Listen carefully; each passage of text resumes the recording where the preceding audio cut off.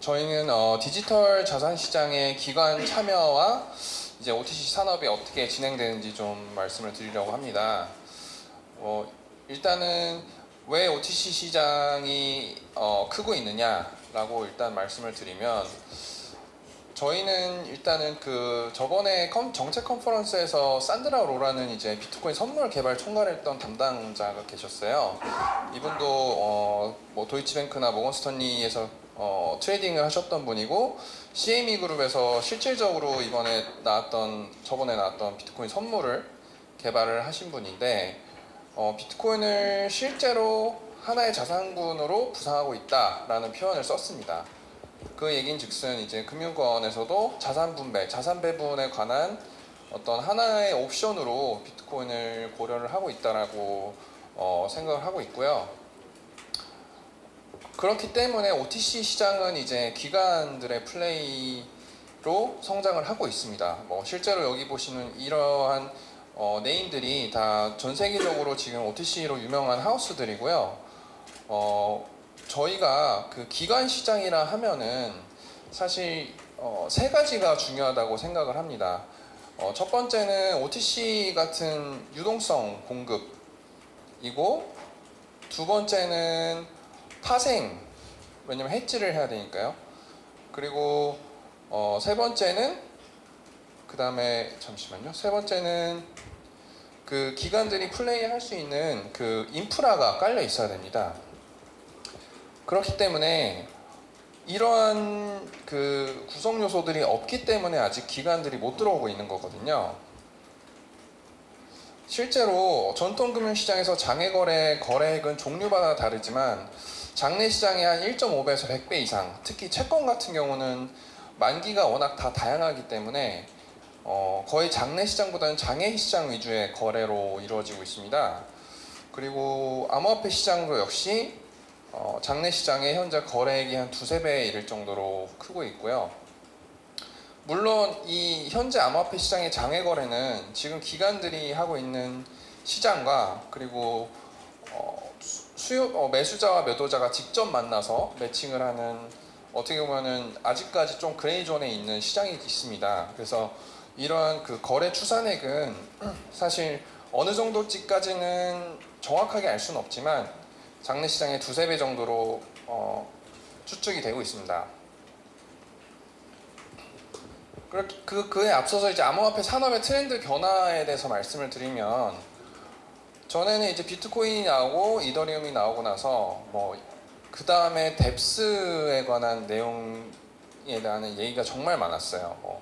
뎁스로 만들어서 백서를 만들어서 예를 들면 의료 산업을 바꿔보겠다, 아니면은 물류 체인을 바꿔보겠다 라고 해서 정말 어떤 이상적인 세계를 구현하는 내용들의 백서들이 많았는데, 이러한 백서들은 사실상 블록체인 네트워크의 수준이 현재 아시겠지만 데이터 전송량이 모뎀 수준밖에 안 됩니다. 그렇기 때문에 이러한 내용들을 다 구현할 수 있기에는 어떻게 보면 불가능한 상황이고요. 그래서 블록체인 업계에 있는 사람들이 그러면은 실질적으로 무엇을 할 수 있느냐 라고 해서 이제는 시큐리티 토큰의 엄청 핫한 주제죠. 시큐리티 토큰으로 전 세계가 관심이 다 옮겨간 상태입니다.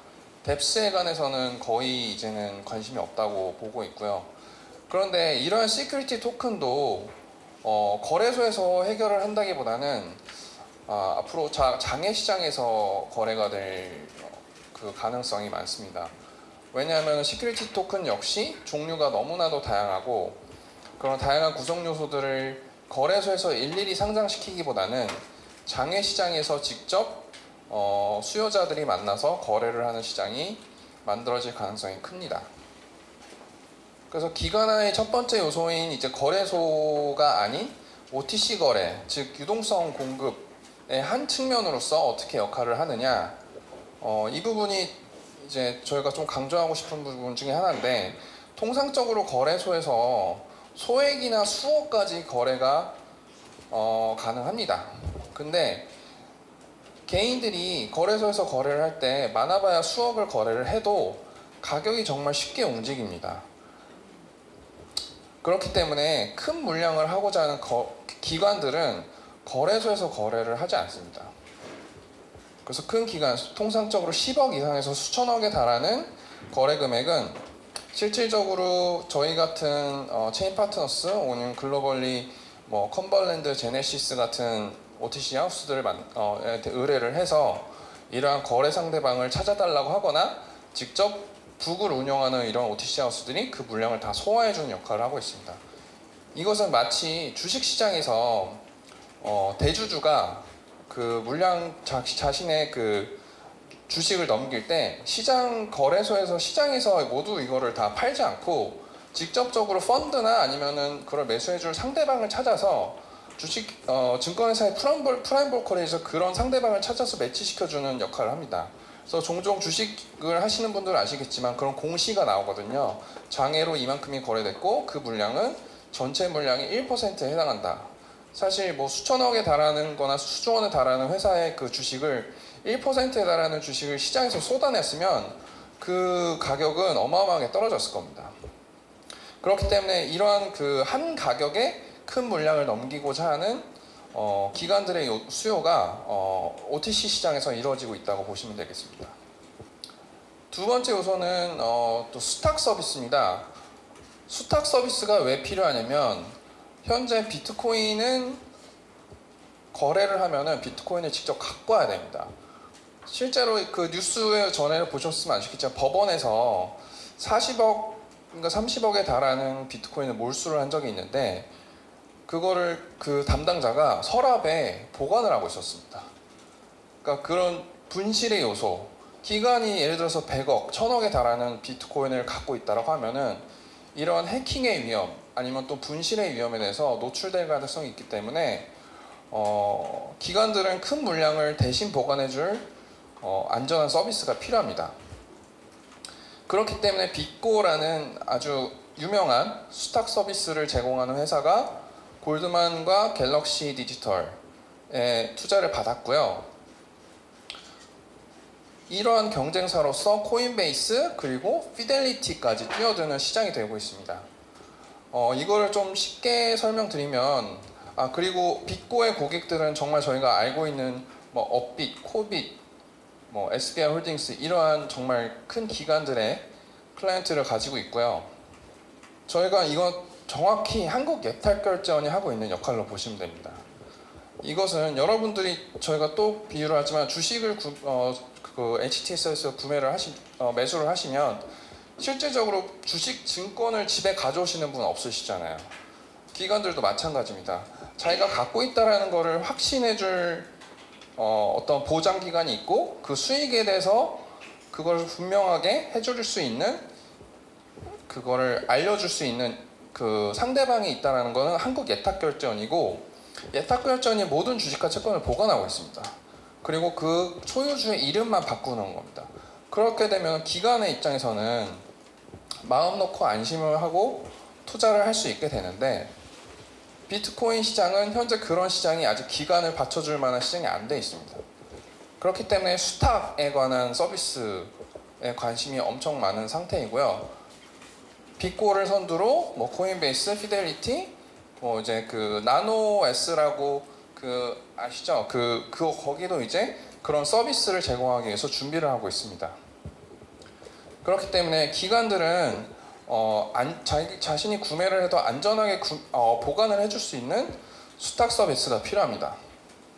이제 마지막으로 파생 상품인데요. 파생 상품은 기관이 해지를 해줄 수 있는 요소입니다. 예를 들어서 기관에 실질적으로 뭐 국민연금, 뭐 싱가포르 뭐 국민연금 이런 데서 예를 들어서 1000억 원어치의 비트코인을 샀다. 근데 노출은 가격 변동에 대한 노출을 해지를 하고 싶어요. 저희는 10억 원 정도만 하고 싶습니다. 그리고 마켓 뷰에 따라서 그걸 늘렸다 풀었다 하고 싶어요. 근데 그거를 실질적으로 현물 거래로 모든 거를 하려고 하면 너무나도 힘듭니다.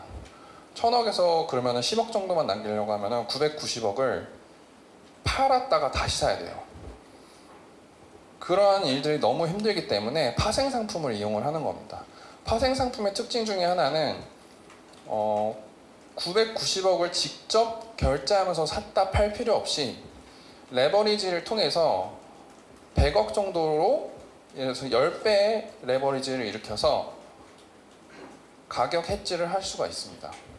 그렇기 때문에 한마디로 유동성이 해결이 되는 것이죠. 그렇기 때문에 기관들은 본인들이 가지고 있는 어떤 뷰와 포지셔닝과 그리고 안전한 수탁 이런 것들을 좀 자유롭게 해줄 수 있는 시장이 돼야 들어오는 경향이 있습니다. 왜냐하면 기관들의 자금은 대부분 클라이언트들의 자금이기 때문이죠. 그렇기 때문에 안전이 보장되고 본인들이 갖고 있는 뷰를 적절히 실현시켜 줄 수 있는 시장이 돼서야 비로소 들어오는데, 저희가 보는 블록체인 시장은 아직 그 수준에서는 걸음마 단계라는 거죠. 하지만 그런 부분에 있어서 수요가 있는 걸 알기 때문에 실질적으로 지금 투자를 받거나 커나가고 있는 회사들은 실제로 이러한 서비스를 제공하는 회사들입니다.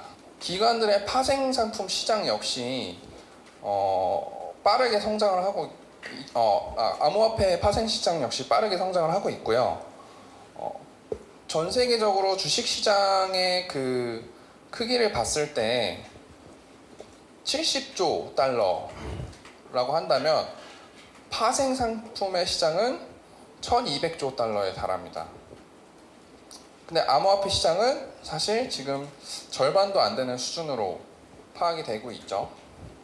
이것은 파생 상품에 대한 수요가 실질적으로 개인보다는 기관이 더 많기 때문입니다. 그래서 전통적인 금융시장에서 기관들의 플레이가 이루어지고 있는 파생 상품 시장은 활발한 반면 아직 비트코인, 암호화폐 시장은 좀 커나가고 있는 상태라고 보시면 됩니다. 그래서 체인 파트너스가 한국에서 그럼 어떤 포지셔닝을 하고 있느냐라고 말씀을 드리면, 저희는 크립토 OTC 시장의 유일한 기관 플레이어입니다. 주요 고객들은 한국 소재에 있는 기관 혹은 법인이라고 부를 수 있는 곳들, 그리고 VC 아니면 마이너, 그리고 거래소들, 일부 개인 고객이 저희의 메인 고객이고요. 이런 분들 역시 예를 들어서 거래소 같은 경우는 그 업비트의 그 마켓 메이킹 때문에 그 검찰에 기소됐던 사건 아시죠? 네, 그 부분에 있어서 내부 딜링이 안 됩니다. 거래소에서 벌어들인 비트코인 그 거래 수수료 수익이 비트코인이 쌓여 있으면 이 부분을 현금화해야 되는데 직접 그 자기네 거래소에서 내다 팔 수가 없습니다. 그렇기 때문에 저희 같은 OTC 하우스를 사용하는 거고요. 그리고 VC나 뭐 일부 개인 고객 이런 분들은 이제 크립토 펀드를 들어갈 때 비트코인으로 납입을 해야 되는데 그런 큰 금액을 구할 곳이 없습니다. 그리고 마이너 같은 경우도 역시 현금화를 해야 하고요. 그래서 저희는 글로벌 OTC 하우스들하고 강력한 네트워크를 가지고 있습니다. 뭐 서클, 옥타곤, 뭐 FEG, 컨벌랜드 이런 데서 서로 되게 보수적인 거래 상대방 등록 절차를 거치고요. 그러한 예를 들면 주주 구성, 그리고 등기부 등본, 그다음에 대표자의 신분증 다 요구합니다. 그래서 정말 이러한 거래 상대방과 거래를 할 때 AML 이슈가 있는지, KYC 이슈가 있는지 철저하게 검증을 하고요. 몇몇 군데는 한 3, 4개월까지 걸린 적이 있습니다. 주주 구성을 보고 10% 이상의 주주에 대한 모든 신분증 요구하고, 그게 법인이면 그 법인에 대해서 또 주주 구성을 또 요구합니다. 그렇기 때문에 어떻게 보면 시장에서 선도적으로 깨끗하고 공정하고 어떻게 보면 그레이존에서 모범을 보일 수 있는 사례로 만들고자 하는 그런 OTC 하우스들의 역할이 있고요. 그리고 보수적인 법률 검토 진행을 합니다. 그렇기 때문에 저희가 어떻게 보면은 어떠한 조사가 나왔을 때 아니면 어떠한 문의가 들어왔을 때 모든 거를 다 투명하게 공개를 하고 이런 거래 과정에서 문제가 없었다라는 거를 증명을 하고 있습니다. 네, 그래서 저희 그 체인 파트너스 OTC 채널이 또 있고요. 이런 부분에서 그런 거래에 관해서 저희가 업데이트를 드리고 있습니다.